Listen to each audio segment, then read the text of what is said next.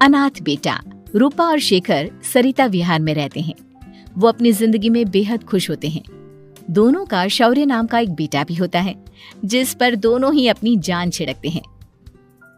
शेखर, अब तो आप शौर्य को अपनी गोद से नीचे उतार दीजिए, उसके सोने का टाइम हो रहा है। नहीं रूपा, इसे मेरे पास ही रहने दो प्लीज। मैं थोड़ी देर में इसे बिस्तर में सुला दूंगा। लेकिन कल सुबह आपकी ऑफिस में मीटिंग भी तो है ना, और इसके लिए आपको कल जल्दी भी तो निकलना होगा। जाइए, आप भी जाकर सो जाइए। क्या यार, अभी तो मेरी गोद में आया था मेरा बेटा और तुम उसे लेकर जा रही हो। बाद में कर लेना अपने बेटे से प्यार, अभी जाकर सो जाइए। रूपा शेखर से शौर्य को ले रही होती है कि तभी शौर्य रोने लगता है। शौर्य को रोता देखकर रूपा उसे फिर से शेखर को थमा देती है। आपका बेटा ना एक नंबर का नौटंकी है, बिल्कुल आप पर गया है वो। साफ बोलो ना, तुम्हें जलन होती है हम दोनों बाप बेटे का प्यार देखकर। पहले बड़ा तो होने दो तुम शौर्य को, फिर देखना वो सबसे ज्यादा मुझे ही प्यार करेगा। देखते हैं। ऐसे ही दिन बीतते चले जाते हैं और एक दिन कैंसर की बीमारी के चलते रूपा की मौत हो जाती है। अब शौर्य 3 साल का हो चुका होता है, जिसके कारण उसकी दादी शेखर पर दूसरी शादी का दबाव बनाने लगती है। शेखर, शौर्य अभी बहुत छोटा है और उसे इस समय एक माँ के प्यार की बहुत जरूरत है। माँ, मुझे दूसरी शादी नहीं करनी। क्या पता जो दूसरी औरत आएगी वो मेरे बेटे को एक माँ का प्यार दे या ना दे। तो रूपा की छोटी बहन वैशाली से ही शादी क्यों नहीं कर लेता? वो तो शौर्य को एक माँ का प्यार पूरा दे सकती है ना। मैंने कहा ना माँ, मुझे दूसरी शादी नहीं करनी, और अपनी ही पत्नी के बहन से तो हरगिज नहीं। ऊपर से अगर रूपा देख रही होगी तो वो क्या सोचेगी? अपने लिए ना सही, लेकिन तुझे शौर्य के लिए तो शादी करनी ही पड़ेगी ना बेटा। शेखर कुछ कहता उससे पहले ही अंजुमन उसे रूपा की कसम दे देती है, जिसके आगे मजबूर होकर शेखर शादी के लिए हामी भर देता है। देखो वैशाली, मैंने तुमसे शादी सिर्फ अपने बच्चे के लिए की है। मैं चाहता हूँ कि तुम उसे एक माँ का भरपूर प्यार दो। शौर्य, आपके साथ साथ मेरा भी कुछ लगता है। अगर आप मुझसे शादी नहीं भी करते तब भी मेरा प्यार शौर्य के लिए कभी कम या ज्यादा नहीं होता। शादी के कुछ दिनों बाद ही शेखर की माँ की भी मौत हो जाती है। वैशाली शौर्य को एक माँ से भी बढ़कर प्यार देती है। शौर्य को लेकर वैशाली का यूं निस्वार्थ प्यार देखकर शेखर को भी उससे प्यार हो जाता है और कुछ सालों बाद शेखर और वैशाली का भी लड़का हो जाता है। लेकिन इसके बाद वैशाली का शौर्य को लेकर बर्ताव बदलने लगता है।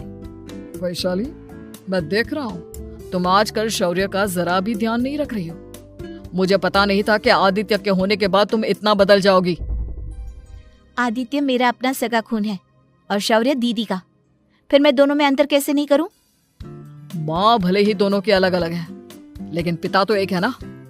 अगर मुझे पहले पता होता कि तुम इतनी जल्दी बदल जाओगी तो मैं कभी तुमसे शादी ही नहीं करता। हाँ, तो किसने कहा था आपसे मुझसे शादी करने के लिए? मैं थोड़ी ना आई थी आपके पास, आपकी माँ ही आई थी मेरे घर आपका रिश्ता लेकर। वैशाली, मुझे तुमसे ऐसी उम्मीद नहीं थी। गुस्से में शेखर अपना पैर पटकता हुआ शौर्य को वहाँ से लेकर चला जाता है। पापा, मम्मा मुझसे प्यार क्यों नहीं करती? क्या मैं उनका सगा बेटा नहीं हूँ इसलिए मुझसे प्यार नहीं करती?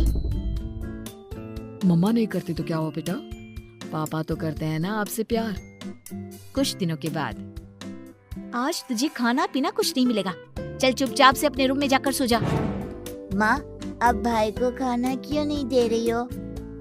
बेटा तू आराम से खाना खा, इस नालायक की चिंता मत कर। एक दिन खाना नहीं खाएगा तो मर नहीं जाएगा ये। अगर भैया नहीं खाएंगे तो मैं भी नहीं खाऊंगा। तू अपने भाई का भक्त क्यों बन रहा है? ये तेरा सौतेला भाई है, सगा नहीं जो तू लक्ष्मण बन रहा है। माँ, आपको इतना भी नहीं मालूम? श्री राम और लक्ष्मण सगे भाई नहीं थे।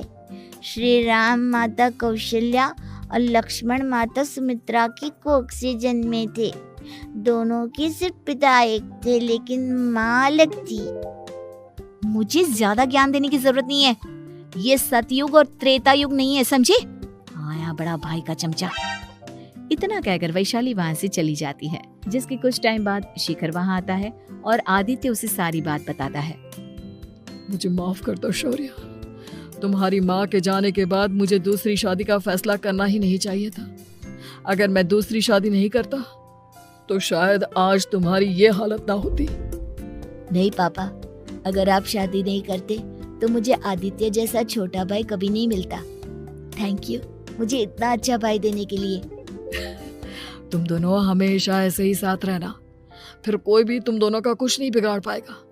चलो मैं तुम दोनों को आइसक्रीम खिला कर लाता हूँ, बहुत भूख लग रही है ना। शिखर शौर्य और आदित्य को आइसक्रीम दिलाने लेकर जाता है।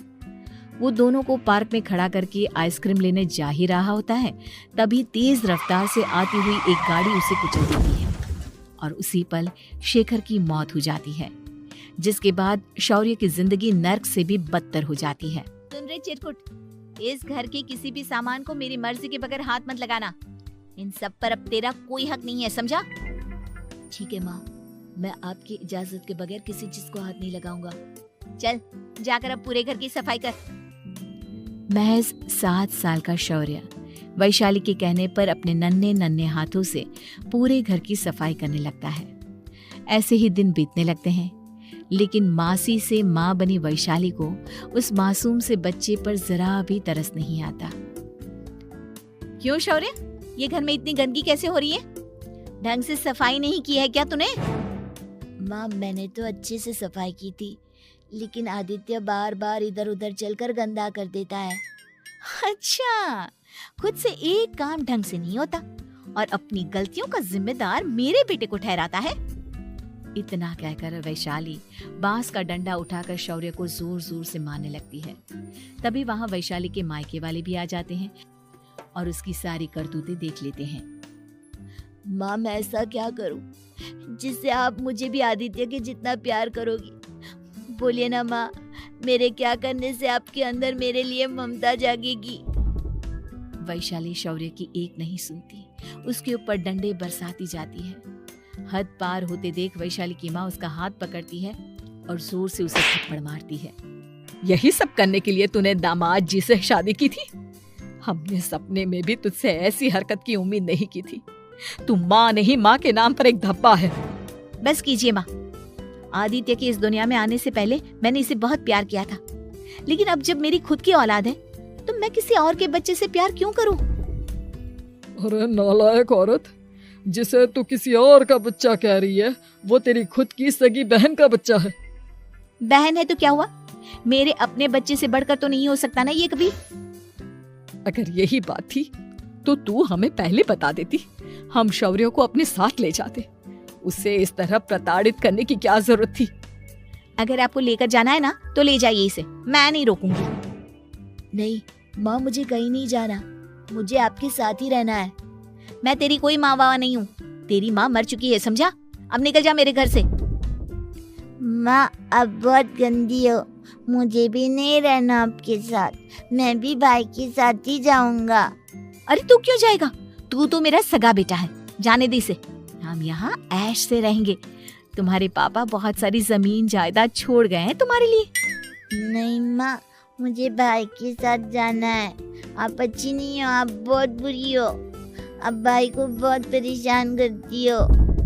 देख वैशाली, तुझसे ज्यादा समझ तो इस मासूम बच्चे में है। ये तेरे बुरे कर्मों का ही नतीजा है जो आज तेरी सगी औलाद खुद से तुझे ठुकरा रही है। आदित्य, तुझे इस शौर्य ने भड़काया है ना मेरे खिलाफ? नहीं माँ, मुझे किसी ने भड़काया नहीं, पर मैं सब देखता हूँ, सब समझता हूँ। भाई बहुत अच्छा है, वो आपकी जैसा नहीं है। चलिए नानी। इतना कहकर वैशाली के मायके वाले आदित्य और शौर्य को अपने साथ ले जाते हैं और इस तरह वैशाली बड़े से घर में अकेली पड़ जाती है। 2 बेटों के होते हुए भी आज उसे माँ कहकर बुलाने वाला कोई नहीं होता।